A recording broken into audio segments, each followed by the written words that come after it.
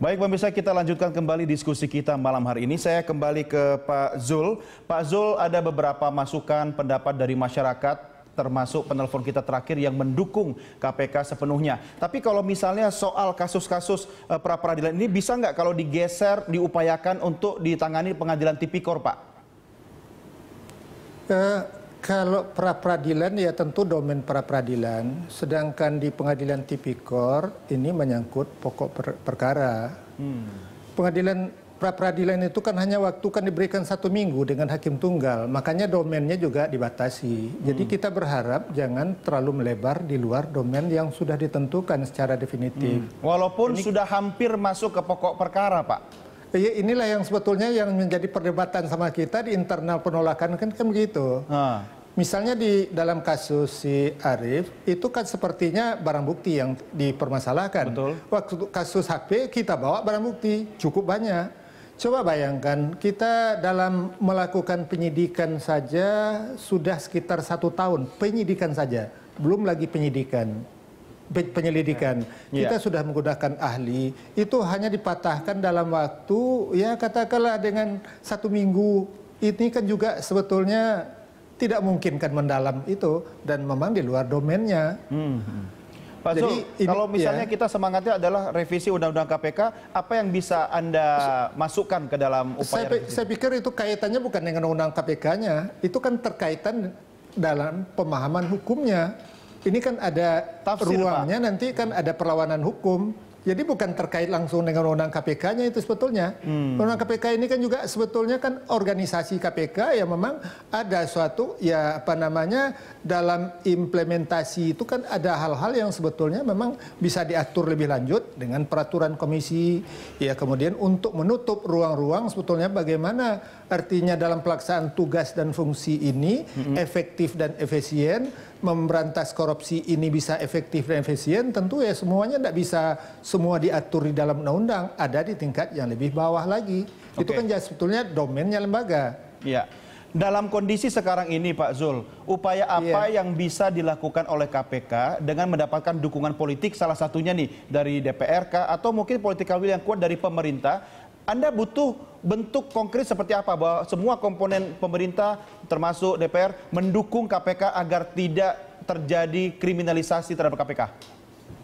Ya tentu dukungan kita tentu dengan DPR antara lain itu kan menyangkut anggaran yang cukup. Ya.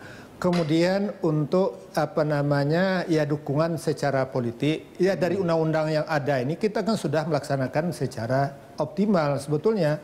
Sebetulnya ini yang lalu kan juga sudah berjalan demikian ya baik sebetulnya. Baik dengan penegak hukum kami sadar betul itu mitra kami. Kami sudah MOU dengan dia. Itu kan hanya dalam satu kasus satu perkara itu yang artinya menimbulkan suatu hal yang memang ya tidak apa namanya ya tidak nyaman kan begitu. Yang lalu kami banyak sebab kami sadar betul dari perkara korupsi yang ada ini kan luar biasa. KPK kan terbatas kepada penegak hukum, kemudian perkara yang menyangkut penyelenggara negara, kerugian yang besar, sangat-sangat terbatas.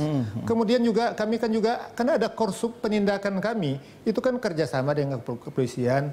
Kami bahas bersama perkara-perkara yang bolak-balik antara kejaksaan kepolisian, sudah berjalannya lalu, juga dalam penertiban aset, juga sudah kami dibantu pihak penegak hukum, banyak hal lain lagi, termasuk juga rekrut.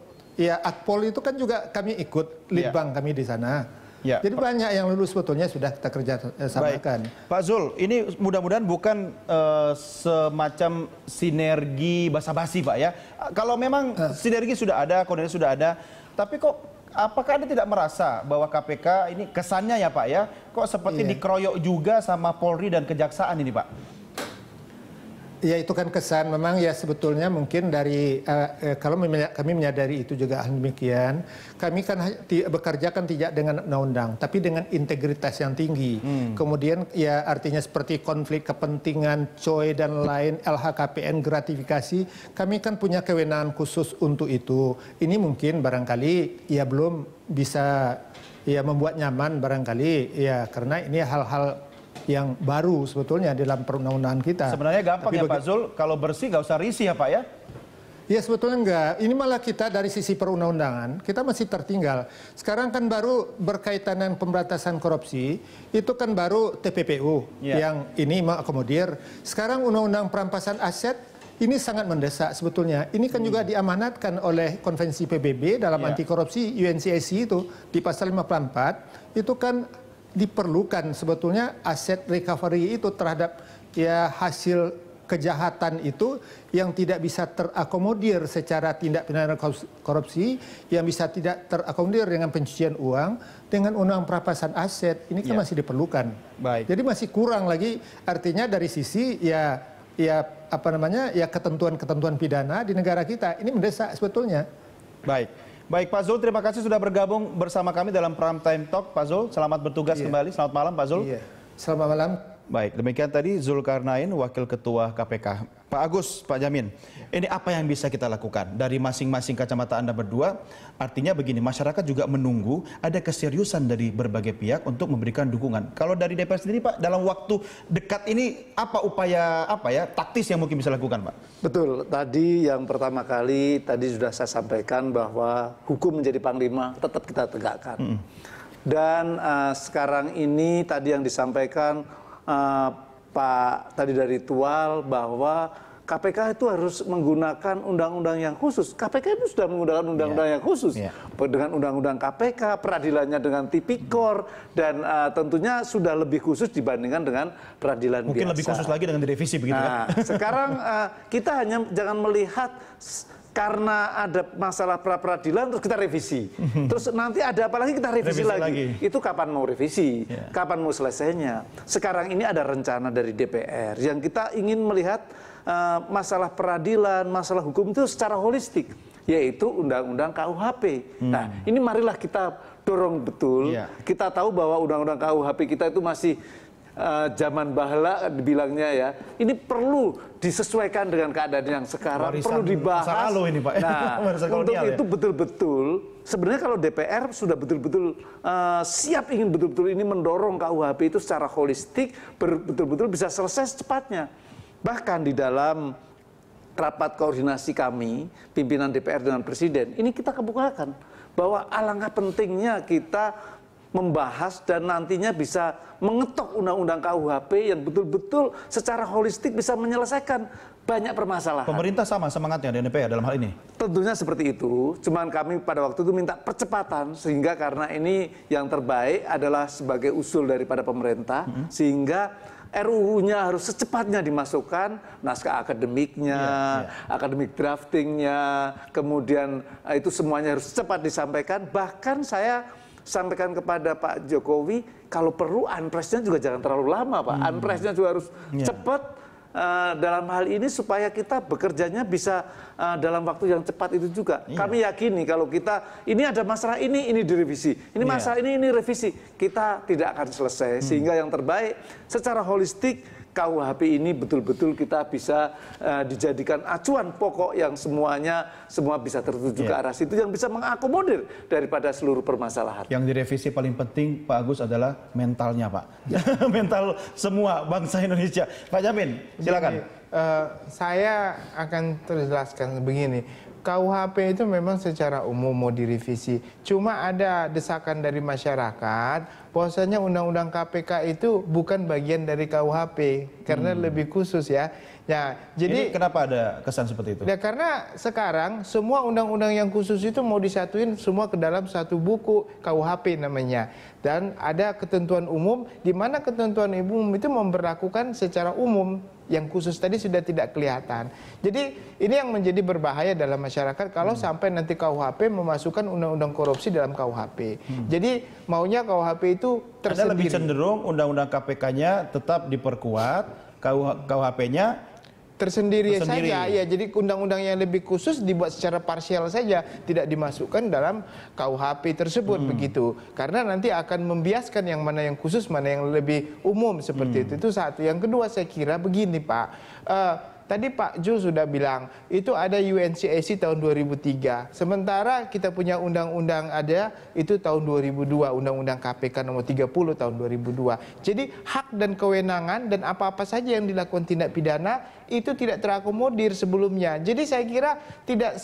Undang-undang itu adalah produk manusia. Bisa saja salah pada masa tertentu. Bisa direvisi. Bisa direvisi, bukan produk Tuhan yang tapi kalau agung revisi begitu. melulu kan kayaknya kualitas pembuat undang-undangnya nggak benar juga Saya dong, Pak. kira undang-undang ini sudah terlalu lama untuk tidak direvisi menurut saya begitu. Karena tahun 99 sebentar UNCAC banyak klausula tindak pidana lain seperti BPA, perampasan aset tadi, Badan Perampasan Aset perlu.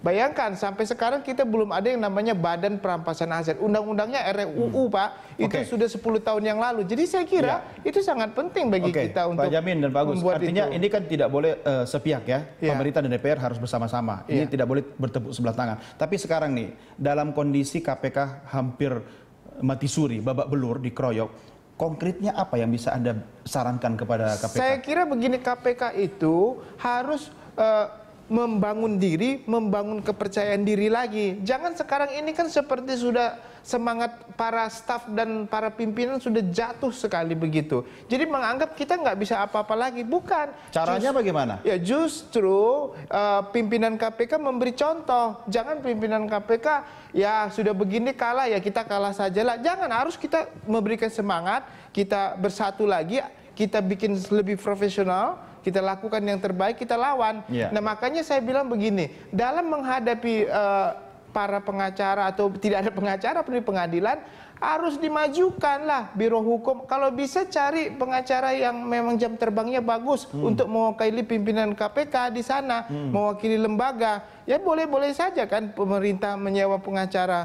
Nah saya kira itu yang harus dilakukan. Jangan argumentasinya lemah berhadapan dengan orang-orang yang sudah memang jam terbangnya tinggi. Nah ini yang sangat berbahaya. Kedua, ya semangat lagi. Kita tidak bisa menyalahkan hakim yang memutuskan. Karena hakim juga dia terikat kepada jabatannya. Jika dianggap benar putusannya. Justru kita sebagai orang yang mempunyai kepentingan harus mati-matian membela, membuat suatu argumentasi. Jadi Pak Jules agak-agak salah saya kira, dia mengatakan kita kira waktu pertama bukti-bukti ternyata sudah beda lagi. Ya, itulah namanya pengadilan, begitulah. Pengadilan itu kita tidak bisa atur kalau nantinya begini bisa itu macam. Jadi kita harus mempersiapkan diri. Harus siap segala aspek ya. Jadi yang perlu dibangun ketika sekarang adalah semangat staf dan pimpinan KPK. Harus solid, jangan terpecah-pecah dan tetap eksis gitu loh. Jangan runtuh. Kalau sudah runtuh, nanti untuk membela di pengadilan masuklah pra-peradilan lainnya yang menyatakan penyidik itu. Jadi runtuh semua, kalah lagi nanti. Baik, gitu ya. Kita yang tidak bisa berbuat langsung, ada satu upaya yang bisa lakukan, berdoa. Ya, karena the power of doa itu juga luar biasa loh, Pak. Pak Agus terima kasih bersama kami. Pak Jamin terima kasih sudah bersama kami.